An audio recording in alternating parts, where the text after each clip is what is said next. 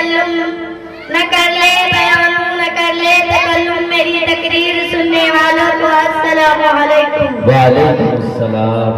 الحمدللہ رب العالمین والصلاة والسلام على سید المرسلین وعلى آلہ اصحابہ اجمعین. اما بعد فاعوذ باللہ من الشیطان الرجیم. بسم اللہ الرحمن الرحیم. اولئک الذین امتحن اللہ قلوبهم للتقوى لهم مغفرۃ واجر عظیم. وقال النبی صلی اللہ علیہ وسلم اصحابی كالنجوم بأيهم اقتديتم اهتديتم. الہی دے مجھے طرز تکلم میری آواز کو تو روشنی دے. الہی دے مجھے طرز تکلم میری آواز کو تو روشنی دے. مجھے افکار صالح کر عطا تھا میری تحریر کو تو روشنی دے. لائق عزت معزز سامعین اکرام، آج کے اس محفل میں میری تقریر کا عنوان ہے عظمت صحابہ. آج کے اس باوقار جلسہ میں ان اصحاب خیر کا تذکرہ ہوگا جن کے بارے میں اللہ جل و جلالہ امان والوں نے ارشاد فرمایا کہ وہ لوگ ہیں جن کے دلوں کو اللہ پاک نے تقویٰ کے لیے خالص کر دیا. ان کے لیے مغفرت کا اعلان اور اجر عظیم. نیشنل کائنات خاتم الانبیاء محمد رسول اللہ صلی اللہ علیہ وسلم نے پیاری زبان سے ارشاد فرمایا میرے صحابہ ستاروں کی مانند ہے جس کی بھی اقتدا کرو گے راستہ پا جاؤ گے.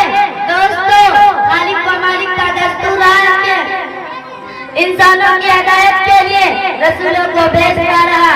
چنانچہ حضرت آدم علیہ السلام کو بھیجا، حضرت نوح علیہ السلام کو بھیجا، حضرت ابراہیم علیہ السلام کو بھیجا، حضرت موسیٰ علیہ السلام کو بھیجا، حضرت عیسیٰ علیہ السلام کو بھیجا.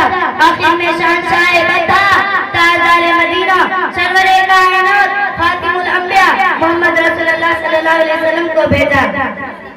اب نبیوں کا سلسلہ ختم، رسولوں کا سلسلہ ختم. قیامت پر کوئی نبی آنے والا نہیں. یہ دین آخری دین ہے، یہ شریعت آخری شریعت ہے، یہ مذہب آخری مذہب ہے. یہی وجہ ہے کہ اللہ پاک نے آپ صلی اللہ علیہ وسلم کی صحابہ کی پاکیزہ مقدس جماعت عطا فرمائی جس نے مذہب اسلام کو زندہ کرنے میں اور پھیلانے میں تن من دھن کی بازی لگا دی. چنانچہ تاریخ شاہد ہے کہ ان سچے جانساروں نے دین اسلام کی خاطر قربانی پیش کی ہے جن کے نظیر پیش کرنے سے عالم انسانیت تہے دامن خالی ہے. اور یہی صحابہ ہے جنہوں نے حکم خداوندی اور پیغام محمدی کو عام کرنے کے لیے گردنیں کٹا دی، عورتوں کو بیوہ، بچوں کو یتیم کر دیا.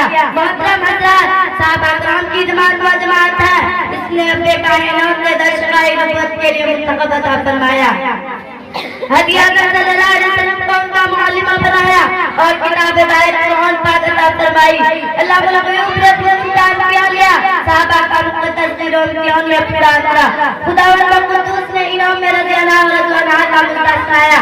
حقیقت یہ ہے کہ صحابہ کرام دین کی ستون ہے. صحابہ کرام کنتم خیر امت کے بلاؤ کا مقابل ہے. دوستو، صحابہ پاک تازہ ہے، ان کے قلوب تقویٰ طہارت سے لبریز ہے.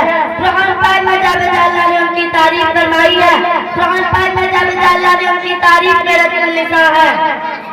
کہیں فرمایا اولئک هم المفلحون، کہیں فرمایا اولئک هم الراشدون، کہیں فرمایا اولئک هم الفائزون، کہیں فرمایا اولئک هم الصادقون. حدیث پاک صلی اللہ علیہ وسلم نے فرمایا، بخاری شریف کی روایت ہے، اگر تم میں سے کوئی شخص ایک پہاڑ کے برابر سونا خرچ کرو تو صحابہ کرام کے برابر نہیں. اللہ اکبر. ملت اسلامیہ کے جیانوں، صحابہ واجب الاحترام ہے، ان کا تذکرہ اچھائی کے ساتھ کرنا لازم اور ضروری ہے. یہی وہ صحابہ ہے جنہوں نے دین اسلام کے لیے زندگی وقف کر دی تھی. یہی وہ صحابہ ہے جنہوں نے ہمیشہ دنیا پر آخرت کو ترجیح دی. یہی وہ صحابہ ہے جنہوں نے سر پہ تک مجاہد تھے.